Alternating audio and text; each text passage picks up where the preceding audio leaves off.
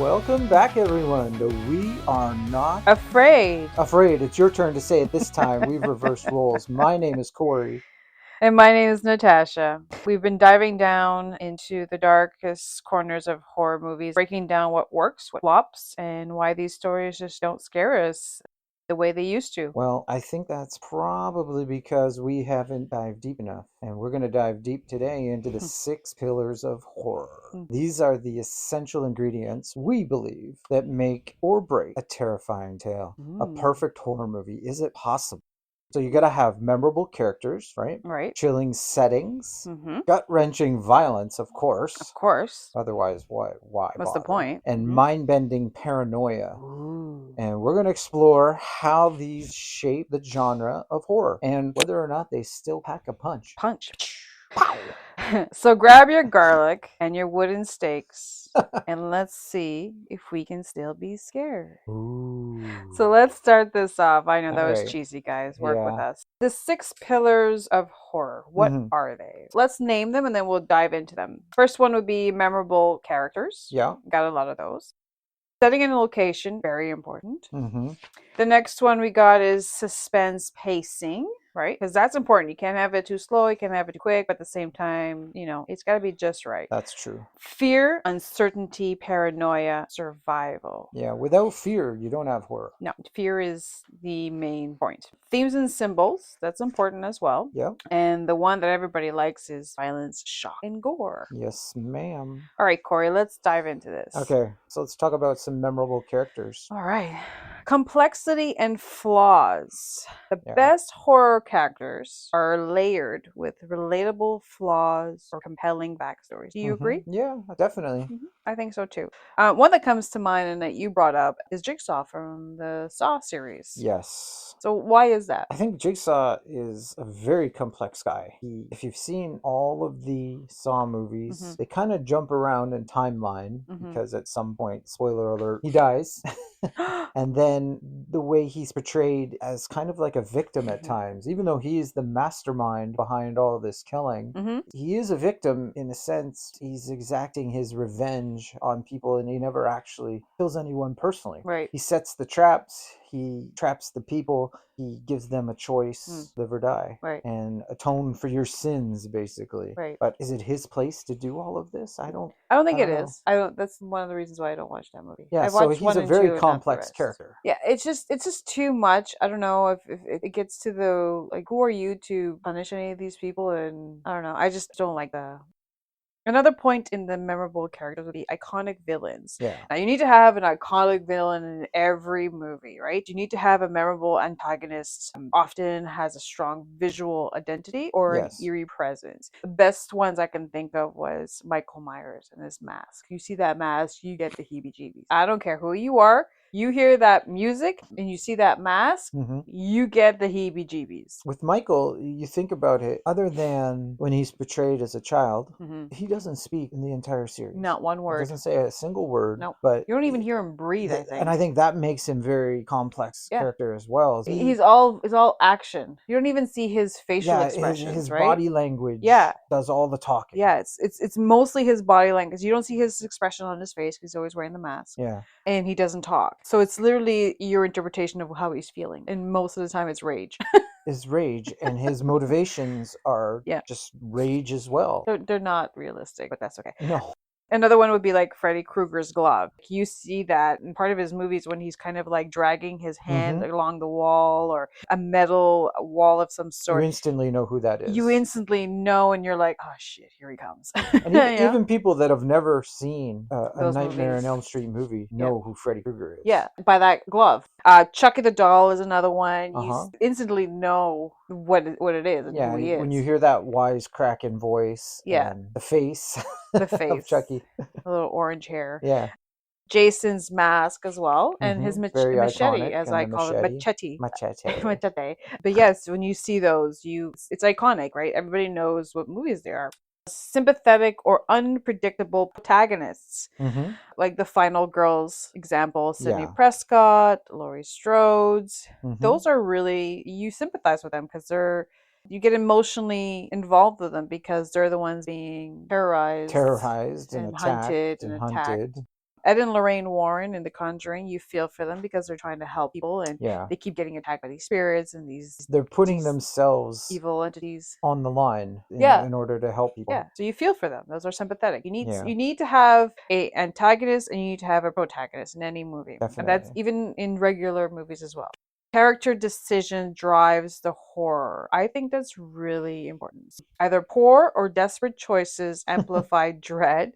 Example, running up the stairs. Yeah, right now in the background, we have on the classic Friday the 13th Part 3, where terrible decisions are made by the characters in this movie. I think it's like every scene. It's like, what are you doing? Yeah. So like running up the stairs, running into the woods. Yeah. Like, where are you going? Right? Picking up the smallest knife, so running into the woods, running upstairs, taking detours because you've never seen the place. It's just you just think about it for a bit, like stop, think about it. And I know when you're being chased with somebody, you can't really think. Yeah, that's memorable characters. Like it's just decisions making, complex storyline, iconic villains, sympathetic protagonists. Number 2, settings and location. So that's really important in any movie. But in horror, it's really important. It sets the tone of the movie, my opinion. So let's say the setting of a character. So isolated in cabins, foggy towns, abandoned asylums. There's a whole slew of them. It's hospitals. So Resident Evil is a good one too because it's like an underground lab, and it's like the Umbrella Corporation. The Umbrella. Silent Hill. Yeah, I know we haven't talked about that one. So that's kind of an alternate reality setting. Yes, it's creepy as fuck. It was funny because it was filmed here locally in Ontario, and now when I drive by in that town, I picture Silent Hill because like that was filmed on that street. It's creepy because it's foggy, it's run down, the buildings are falling apart, the signs are faded, and anything could be lurking in the background, right? Claustrophobic versus open settings. Now, some people might know that I'm very claustrophobic, and movies tend to make me feel that way. Certain movies. So it's tight, confined spaces create suffocating tension, which that is real. The movie we saw, The Descent. The Descent. These people go into these caverns to go explore or go on a trip.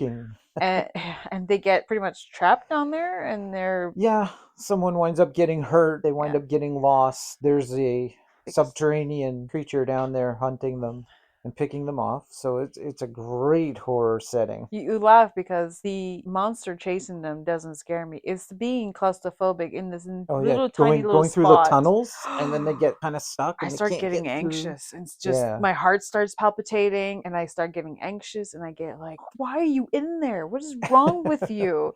Even vast empty one, like vast areas as well. Like you were talking about Buried with Ryan Reynolds. I've never seen him. Well, that's not empty. That's also claustrophobic. Yeah. But let's touch on that. This movie called Buried, starring Ryan Reynolds, and literally only Ryan Reynolds. He's the only person on screen. He's buried alive in a coffin. He was left there for dead, I believe. He wakes up. He has a cell phone on him. He's calling people. He's trying to get in touch with his loved ones. Down on the ground? For whatever reason, it worked. I think he was military, so it might have been a different frequency. I'm just kidding. It probably does. That's how he communicates. He's trying to get out. He can't get out. That would be so. Oh my god, I would freak out. The fear that you have as a viewer, putting yourself in that same situation, it's very terrifying. Yeah. But on the opposite end of the spectrum, a wide openness. I think maybe movies that are set in space. So if you're lost in space, or even like a movie like Alien. Yeah, I could see that being very, because there's nowhere to go. It's an open space. Yeah. You can't really hide. You can't really, run away. Where are you going to go? Everything's open, right? I could see that being one of them.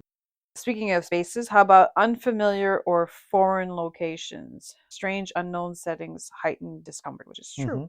The ones that I can think of is like a village, Hostel, which was an Eastern European backdrop. If you've never been to Eastern Europe, it's it's old, right? It's very. Hostel's a strange movie because it kind of starts out as these guys are on vacation in Europe. They're having the time of their life, and they meet the wrong people, and then the movie just takes a total twist, and it becomes one of the most violent, gory movies you've ever seen in your life. But again, it's in a foreign place. They don't know where they're going. They don't know where they're going. They've met people they don't know or trust.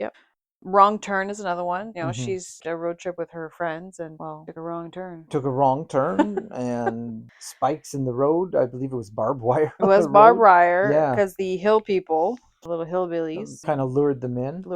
That's what they do, right? They're cannibalists, and they hunt people, which is gross. So wandering through the woods or the forest, trying to find your way out. Like the Blair Witch. You don't know where you're going, right? You're trying to survive. That fear of being lost. Another one that I was thinking about, and you may or may not agree, The Rental. So it's these two couples. They decide to rent an Airbnb, and they're being hunted. They're being watched. They're in an unfamiliar home. They don't know like the ins and outs of that home. That would be really scary. I would think. For me, I'd be terrified. I'd be like, I want to go home. I know where my knives are. Oh yeah, right. Urban versus rural. So urban could be purge. Yeah, being stuck out on the streets once the purge has begun. It would be... Once that siren goes off, what do you do? Yeah. Well, do you run? Do you hide? Do you trust anyone?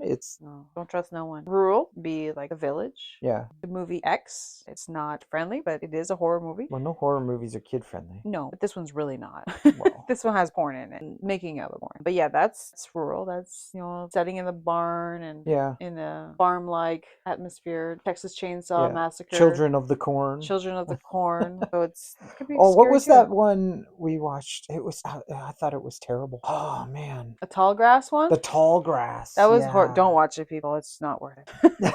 It's really like we had high expectations. Just opinions. It was everyone's opinion's different. It was not.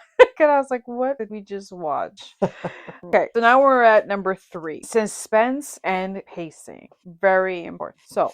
Few topics. Slow burn versus immediate terror. Films like Hereditary build dread gradually. True. While slashers like Halloween, it strikes quickly. I prefer to have one that's a little quicker in the beginning. It has a slow middle, and then it's like nonstop ending. That's how I prefer a horror movie. Where it's like it grabs you, it kind of slows you down, gets you to a regular heartbeat. Gets storyline, story base going, and then it just kicks you in the nuts. Oftentimes you'll find movies that have the ending of the movie is your opening scene. Yes, right. You know what I mean? So you're just thrown right into it. It's like all hell's breaking loose. There's chaos, and then it fades out, and you're like, "What the hell just happened?" And then the story starts from the beginning there. Yeah, and then it ties in. You're kind of working your way back to the beginning, right? It's a little bit of mystery. Yeah, that's what I mean. It starts off, it grabs you. Yeah. It slows you down, and then it just like ramps up again. Exactly. That's the movies I like. Unpredictable timing. So like delayed and sudden jump scares keeps audience on edge. So I've mentioned this a few times in different podcast episodes that we've had. For me, it's difficult to be jump scared because Hollywood again has they're not getting us on jump scares anymore. They're just there's telltale signs of when a jump scare is about to happen. Especially, you know what the number one is? Which one? When someone's looking in a mirror. Yes. Especially like a bathroom mirror where it opens and closes, and they're looking in it. They open it to get some, close it. Oh, someone's behind me. Yeah, and you're just like, really? Were you like, come on? Everybody. How many times can you do that? The music, when it gets like dready music, like it's just slow music. And it just builds up, down, and then nothing happens. Yeah. It's like just a stupid little. Oh, the cat popped out. You're like stupid. I think movies need to get better at that. A jump scare is good. It's good for movies, but just for me, it no longer does anything for me. Jump scares don't. Even when you try to scare me, and I'm like, what do you like? I'm so desensitized to this stuff now that it doesn't affect me anymore. False sense of security is another one. So lulling viewers into a calm moments before chaos erupts. And I love that. Again, like I said, start off strong, lullaby in the middle, end up strong. Yeah. A good one would be Ready or Not. It starts off, she gets married, happy ever after. Going to meet the family. Chaos. And then the families are psychos. They just kill you. Get Out is another one. Yeah. That's a good one. The dinner scene in the Texas Chainsaw Massacre. Can you describe that scene?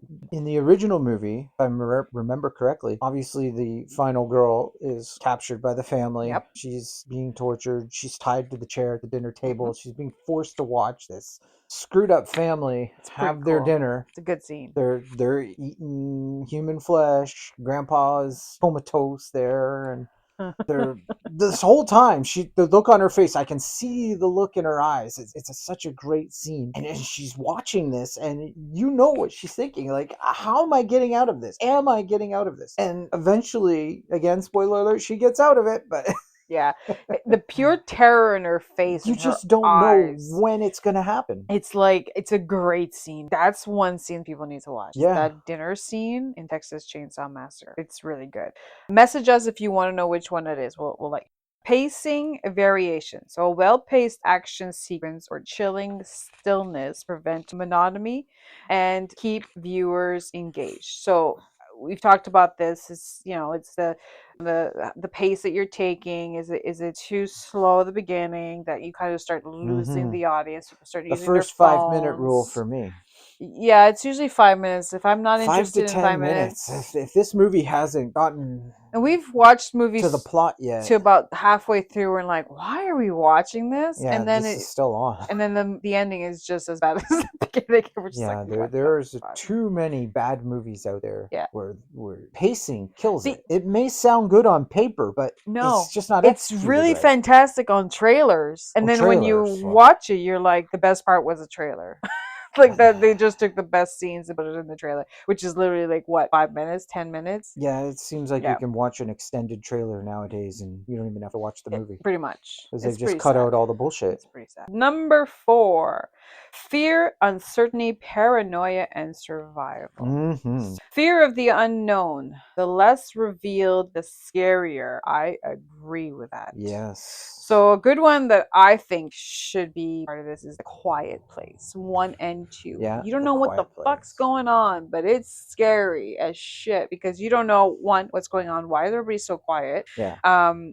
Is it aliens? Is it monsters? What is it? And I think it's so quiet. It can be slow pacing because, again, it's just. But that slow pacing is also suspenseful. It is. So you're on the edge of your seat because if action. Someone makes a noise. Yes. All hell's gonna break loose. That's gonna happen. There's no question about it. But and you're waiting for them to hit. You're waiting for them to make noise so the monsters come, and you're like, oh, drop that, please drop it. That's us. We're sick. I know. I think it was a good one for fear of the unknown. The Blair Witch Project. Yeah, not knowing like what's out there. The witch. Yeah. That is all psychological based fear as you're watching this film, because you're right there with those people, and because it's filmed from their point of view, you're literally right there with them. You see what they see. But that ties into the survival instincts, right? That as well, survival instincts. It's desperation driven choices in films like The Mist. The Mist was really good. Anybody's never seen that, you need to watch it. 28 Days Later, I didn't really like it, but it was good, I guess. It was good, yeah. Yeah, one that we watched that was recommended to us, which I did not like, Cory liked, it was Barbarian. I liked it for the wrong reasons. It stuck. It stunk. I liked it because I thought it was a little corny. You like that type of movie. I'm like, no.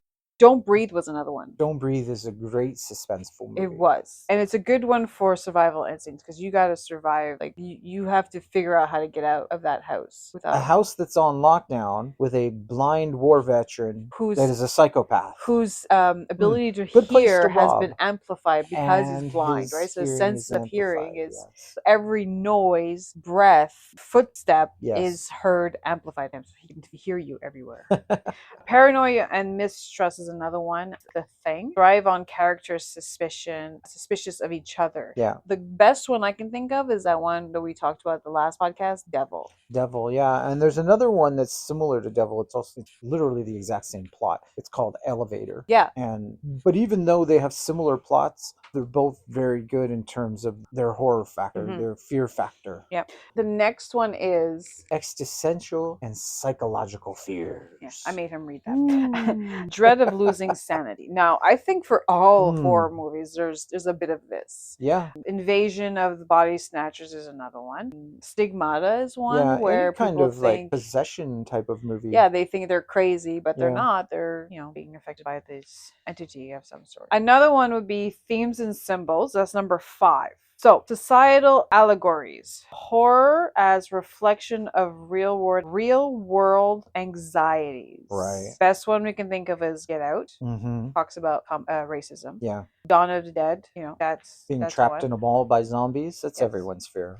outbreak, fear of the virus that we've all any kind of a virus dealt with. based movie is Yep. realistic. That's realistic in this now. day and It wasn't age. realistic before 2020. No, not on a wide scale. Unfriended, social media. Yeah, social fear. media fears, violence, bullying, Yep. that sort of thing. Another theme and symbol is religious and supernatural themes. So we've talked about this on the last podcast. Demons, possession, biblical undertones. That's a huge fear for a lot of people. Some people don't even watch those movies. They're afraid of them. Psychological symbolism. Monsters representing inner demons, like Baraduk as grief. Settings symbolizing mental states. The lighthouse is one. Black Swan is one where she's a little bit crazy.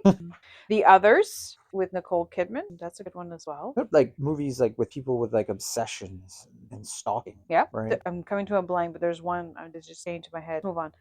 Moral lessons and warnings. Horror often punishes transgressions, sex, drugs, sins as cautionary.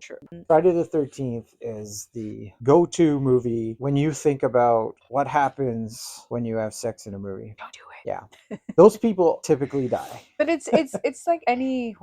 I think when there's sex involved, they picture it as a sin, which it shouldn't be. Like, it's two consenting adults. For like, come on. Yeah. But it's. We're not gonna get too deep into this topic, but that's what I mean. We're gonna do an entire if episode there's sex about based on it. Yeah. If there's sex in a horror movie, typically they're gonna die first. Yeah, and it's a horror trope.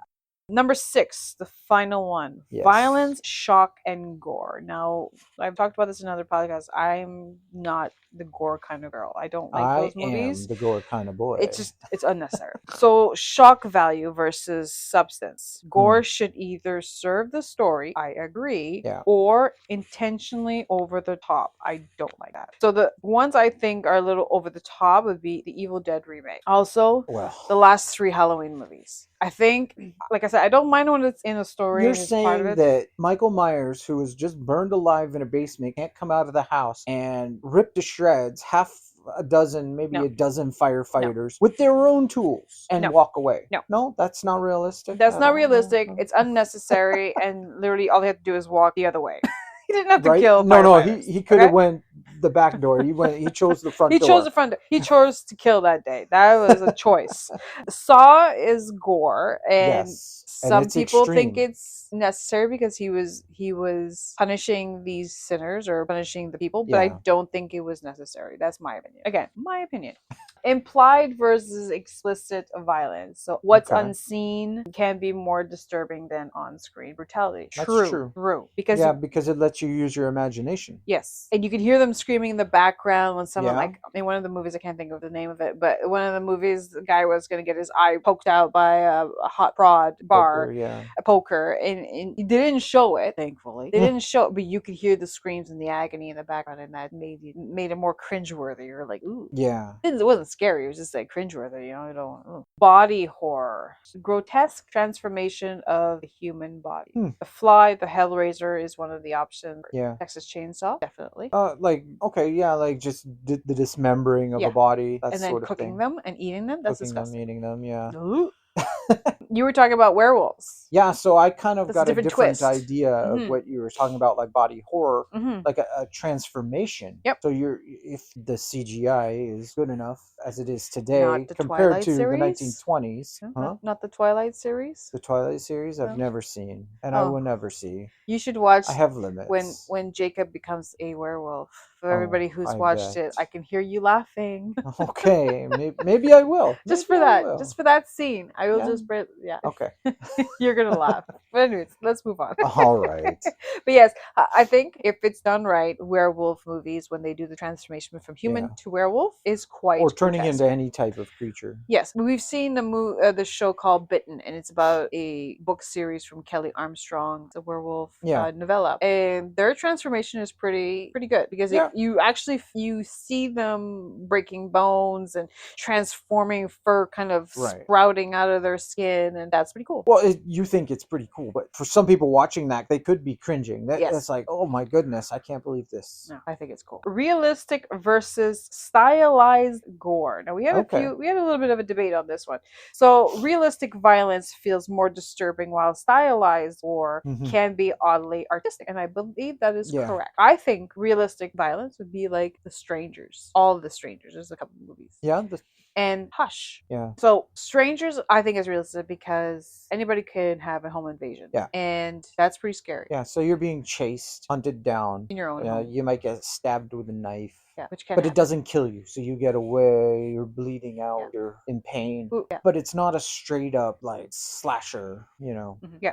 So stylized gore, the example they had was Kill Bill, which I think is true. It's like all just killing. And then Terrifier is one that you thought Yeah. would be good for that because it's, you know, Terrifier is completely unnecessary violence. Yeah. For the sake of violence. Yeah, it could be. It's like a graphic. It's graphically kills, right? Yeah. It's just sadistic, more. You know.